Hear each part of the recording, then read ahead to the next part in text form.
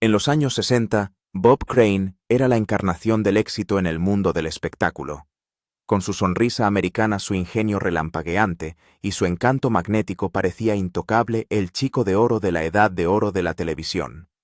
En el papel del coronel Robert Hogan en Hogan's Heroes, Crane protagonizó una de las comedias de situación más inesperadas de su época, una comedia ambientada en un campo de prisioneros de guerra de la Segunda Guerra Mundial. El concepto levantó cejas, pero Crane lo hizo irresistible. Su carisma convirtió Hogan's Heroes en un clásico de la cultura pop. Los espectadores no se cansaban de escuchar sus ingeniosos chistes y su liderazgo sin esfuerzo en la pantalla. Pero Crane no fue una sensación de la noche a la mañana. Mucho antes de que la televisión lo convirtiera en una estrella, ya había conquistado la radio en Los Ángeles, ganándose el apodo de El hombre de las mil voces. Su programa matinal era una trepidante mezcla de entrevistas a famosos solos de batería e improvisaciones. Incluso Walt Disney le apodó una vez el ingenio más rápido del oeste. Cuando se estrenó Hogan's Heroes en 1965, Bob Crane estaba en la cima del mundo. El programa duró 6 exitosas temporadas, le valió 2 nominaciones a los Emmy y convirtió su rostro en una imagen familiar que aparecía en revistas, anuncios de televisión e incluso en fiambreras. Tenía todo lo que la mayoría de los artistas solo podían soñar: fama, fortuna y libertad creativa. Pero a medida que su estrella se elevaba, las sombras se deslizaban detrás de los focos. Amigos y compañeros empezaron a notar un cambio pequeño al principio, pero innegable. Las relaciones se volvieron tensas. Su apetito por la emoción empezó a sobrepasar los límites, y su comportamiento era cada vez más arriesgado. Sin embargo, el público solo veía al artista pulido. Las grietas eran invisibles hasta que dejaron de serlo. Lo que vino después no solo sacudiría la industria, sino que reescribiría para siempre el legado de Bob Crane. Porque mientras Bob Crane hacía reír a la gente delante de la cámara, fuera de ella, estaba cayendo en algo mucho más inquietante. Algo que pensó que podría mantener oculto para siempre. Pero eso pronto cambiaría. Mientras Hogan's Heroes subía en los índices de audiencia, Bob Crane se forjaba una segunda vida, una que nadie en el plató vio jamás. Para el público, era el afable coronel Hogan, haciendo bromas y superando al enemigo con una sonrisa. Pero cuando las cámaras dejaron de rodar, Crane perseguía algo muy diferente. A puerta cerrada había desarrollado una obsesión, una que no solo descarrilaría su carrera, sino que arrojaría una sombra permanente sobre su legado. Comenzó sutilmente. Mientras presentaba programas de radio en Los Ángeles, Crane empezó a sentir fascinación por la fotografía, pero no solo por las instantáneas artísticas o los retratos. Se interesó por filmar sus encuentros privados con mujeres. Algunas fueron aventuras breves, otras relaciones. Muchas de las mujeres implicadas ni siquiera sabían que estaban siendo grabadas. Y para Bob Crane la cámara no era solo un accesorio, sino que se convirtió en el centro de su vida fuera de las cámaras. Entonces llegó John Henry Carpenter, un técnico y vendedor de equipos de vídeo, que trabajaba con los principales estudios de televisión. Crane y Carpenter se conocieron a mediados de la década de 1960, y pronto estrecharon lazos por su interés común en la fotografía y la tecnología de vídeo emergente. Pero Carpenter aportó algo más que material. Presentó a Crane nuevos artilugios, le dio acceso a instalaciones hoteleras y, según varios testimonios, le ayudó activamente a organizar encuentros con mujeres. Los dos se hicieron inseparables, a menudo viajaban juntos, se alojaban en los mismos hoteles y documentaban lo que ocurría detrás de esas puertas. Mientras algunos conocidos pensaban que se trataba de una diversión inofensiva entre dos solteros, otros se sentían perturbados. El carisma de Crane enmascaraba algo mucho más compulsivo. Estaba viviendo 2 vidas completamente separadas y las líneas entre ellas estaban empezando a desdibujarse. A medida que la adicción de Crane aumentaba, también lo hacía la tensión en su vida personal. Su matrimonio se vino abajo. Su reputación profesional empezó a resentirse. Los coprotagonistas describieron a un hombre cada vez más distraído, cada vez más errático y obsesionado con filmar cada aspecto de sus escapadas privadas. Pero Crane insistía en que todo estaba bajo control. Entonces, en 1978, justo cuando intentaba rehacer su vida con trabajos teatrales y un segundo matrimonio, Bob Crane fue encontrado apaleado en su apartamento. La habitación no mostraba signos de haber sido forzada. No robaron nada, y la única otra persona con acceso regular a ese apartamento era John Carpenter. Pero eso fue solo el principio. 29 de junio de 1978. Scottsdale, Arizona. El brutal descubrimiento se produjo poco después del mediodía. Cuando un colega del teatro no pudo ponerse en contacto con Bob Crane por teléfono, fue a verle a los apartamentos Winfield Place, donde Crane se había alojado durante la representación de Beginner's Luck. Lo que encontró en el interior de la unidad 132A se convertiría en una de las escenas del crimen más desconcertantes y perturbadoras de la historia de Hollywood. Bob Crane yacía inmóvil en la cama. El arma utilizada le había dejado profundas laceraciones en el cráneo, demasiado contundentes, demasiado personales. Había sido golpeado repetidamente, probablemente mientras dormía, y un cable eléctrico retorcido estaba suelto alrededor de su cuello. Pero extrañamente no había nada más en la habitación. No había señales de que hubieran forzado la entrada. No faltaban objetos de valor, no había pruebas de un robo que hubiera salido mal. Sin embargo, lo que encontraron los investigadores hizo saltar inmediatamente las alarmas. Cámaras de video, trípodes, cables, cintas, docenas de ellas. Todas detallando explícitamente la vida privada de Crane. Estaba claro que no era un allanamiento al azar. Quienquiera que hubiera hecho esto le conocía sus hábitos, e incluso puede que le hubiera estado observando. No había heridas defensivas. Eso sugería que Bob había estado dormido o que confiaba en la persona lo suficiente como para dejarla entrar sin dudarlo. Una de las últimas personas que lo vio con vida fue John Carpenter, que había volado desde Los Ángeles para visitar a Crane unos días antes.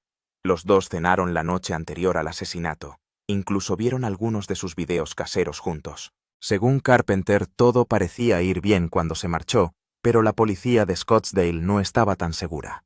Inmediatamente vieron a Carpenter como una persona de interés. Tenía acceso. Tenía un motivo. Celos, resentimiento, quizá algo más profundo.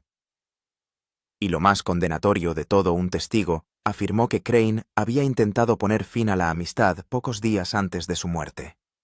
Los investigadores llevaron a Carpenter para interrogarle, pero sin un arma, sin huellas dactilares y sin una línea temporal clara, el caso se estancó. La única prueba tangible que vinculaba a Carpenter con la escena del crimen procedía de algo casi invisible. Pequeños rastros encontrados en un coche de alquiler.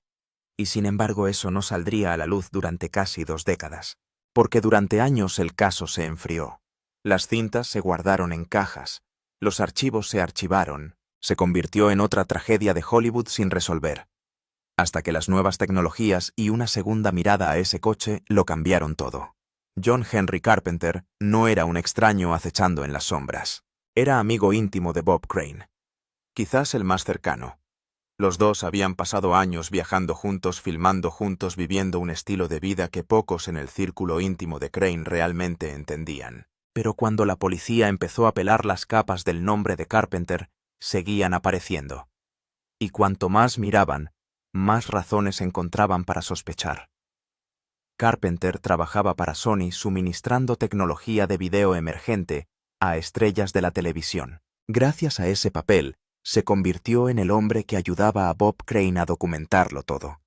Pero su vínculo, una vez arraigado en una obsesión compartida, había empezado a fracturarse. Crane se estaba cansando del acuerdo. Quería cambiar.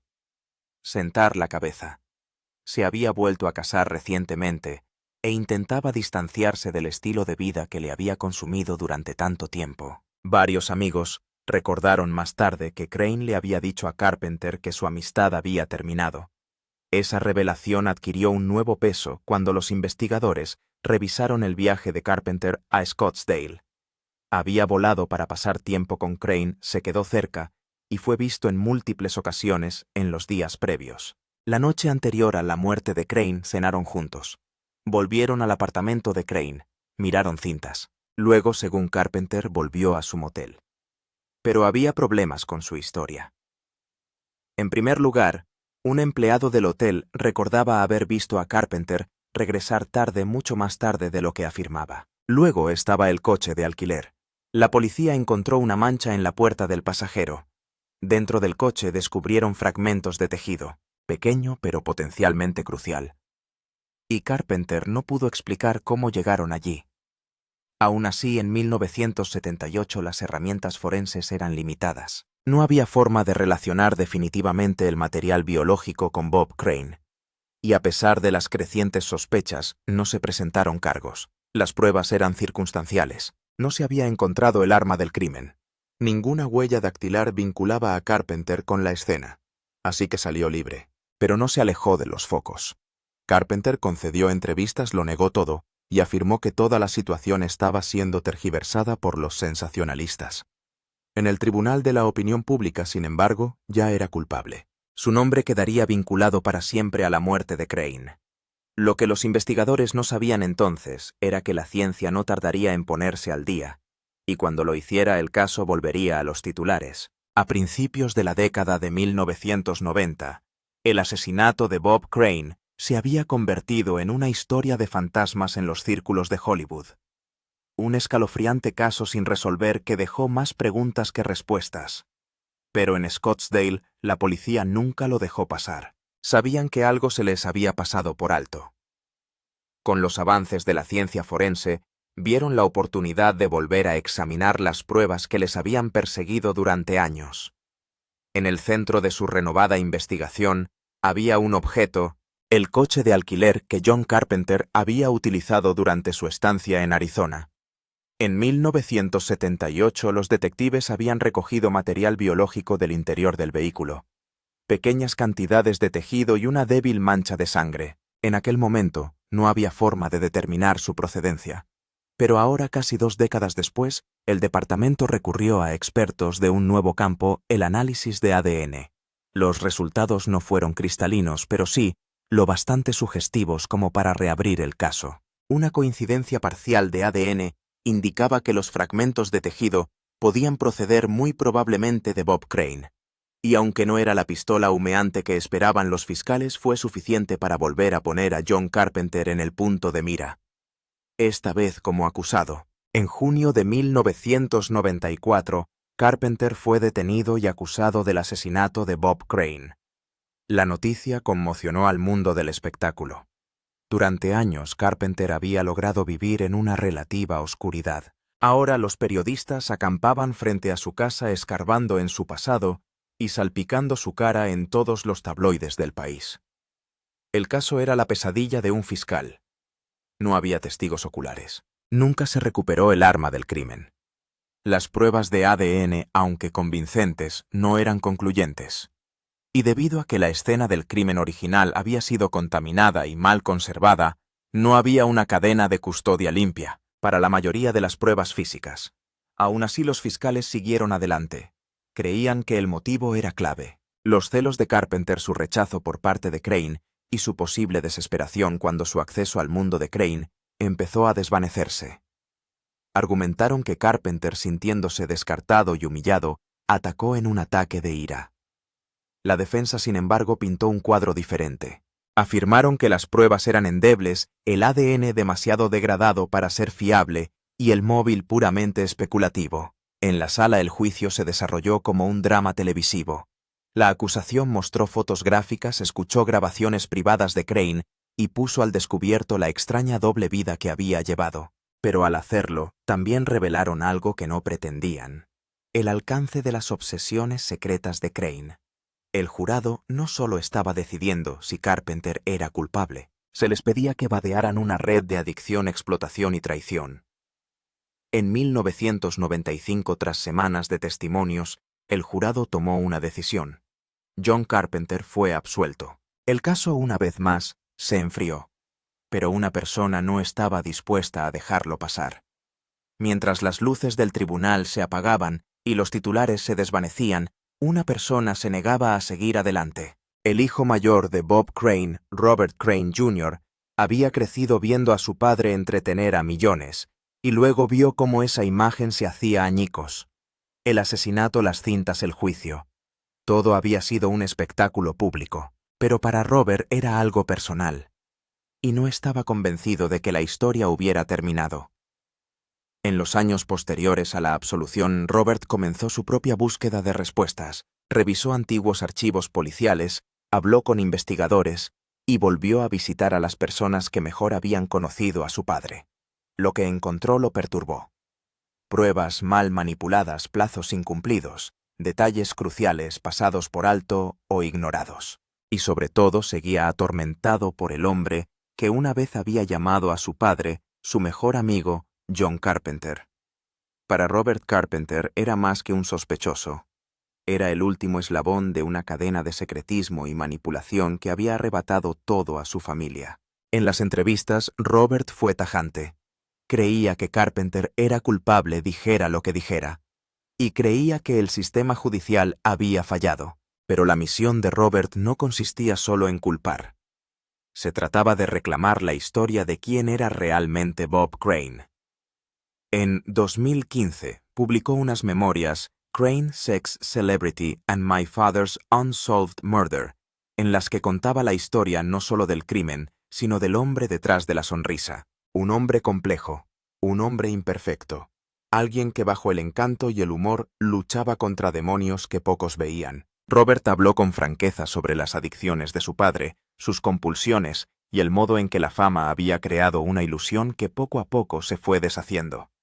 No lo endulzó, pero ofreció algo que había faltado en todos los artículos de prensa y tabloides. El contexto. Bob Crane había estado intentando salir de ese mundo. Había intentado cambiar. Incluso había tomado medidas para cortar lazos con Carpenter pocos días antes de su muerte. Y ese detalle procedente de una carta privada que Bob escribió poco antes de ser asesinado, persiguió a Robert más que cualquier fotografía o transcripción del tribunal. Pintó una imagen emocional clara. Bob Crane no solo fue asesinado, fue traicionado. Robert pasó décadas tratando de darle sentido a todo, pero por mucho que descubriera una verdad permanecía. El sistema judicial había defraudado a su padre. Y el mundo probablemente nunca sabría toda la verdad. Pero lo que más perturbaba a Robert no era el misterio de quién lo había hecho, era la facilidad con la que el mundo había avanzado. El público que una vez adoró a Bob Crane se apartó cuando las cosas se complicaron. Recordaban el escándalo, no el talento. Recordaban el juicio, no los años de risas y creatividad que le precedieron.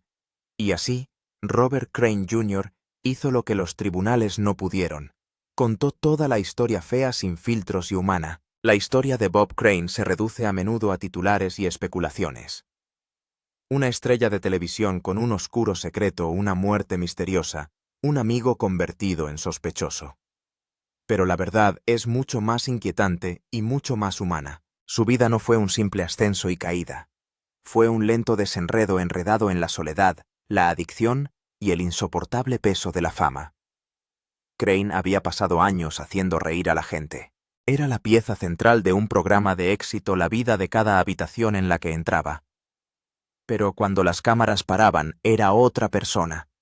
Fuera del escenario, luchaba contra una adicción que consumía su vida personal y desdibujaba todos sus límites. Las líneas entre intimidad y espectáculo, entre amistad y explotación, se hicieron cada vez más difíciles de definir. Y cuando intentó escapar ya era demasiado tarde. Lo que hace especialmente trágica su historia es cómo fue recordada. Para muchos, Bob Crane no es el brillante improvisador ni el actor nominado al Emmy. Es el hombre de los titulares, las cintas, el asesinato sin resolver. Décadas de duro trabajo y risas fueron ahogadas por el escándalo. Y como su caso nunca se resolvió, se convirtió en una especie de espectáculo, algo sobre lo que la gente murmuraba, especulaba y, en última instancia, olvidaba. Incluso su legado profesional se resintió.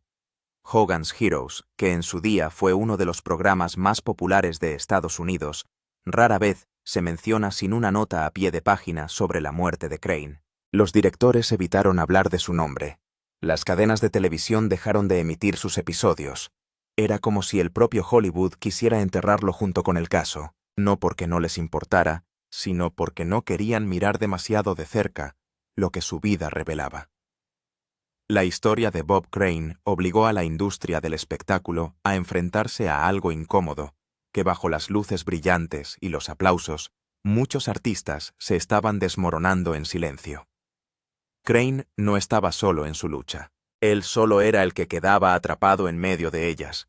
La fama le había dado todo, pero también creó una ilusión que le dejó aislado. Sus hábitos más oscuros estaban permitidos, sus gritos de ayuda ignorados y sus últimos momentos aún sin respuesta. Incluso hoy en día, cuando los podcasts sobre crímenes retoman la historia o los especiales de televisión la vuelven a poner de actualidad, se centran en el quién. Pero la verdadera cuestión no es solo quién mató a Bob Crane, es por qué era vulnerable en primer lugar. ¿Por qué alguien tan admirado y con tanto éxito estaba también tan profundamente perdido? ¿Y por qué al final nadie intervino antes de que fuera demasiado tarde? Puede que el misterio de Bob Crane nunca se resuelva en los tribunales, pero en las silenciosas páginas del libro de su hijo, en los archivos de los persistentes detectives y en las preguntas que aún persisten en la mente de los aficionados, hay otro tipo de verdad. No solo desenmascara a un asesino, sino también a un sistema que no supo ver las señales de alarma. Bob Crane no era solo la cara sonriente de una comedia clásica, era un hombre que luchaba por reconciliar quién era con quién quería el mundo que fuera. En la pantalla interpretaba al héroe. Fuera de la pantalla cayó en un mundo más oscuro y aislante de lo que cualquiera de los que le rodeaban podía llegar a comprender.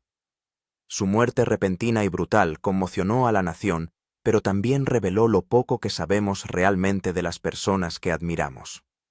Durante décadas el misterio en torno a su asesinato eclipsó todo lo demás. Y a medida que el caso se enfriaba también lo hacía el recuerdo que el público tenía de su talento, su ingenio y el encanto que una vez le convirtieron en una de las estrellas más brillantes de la televisión.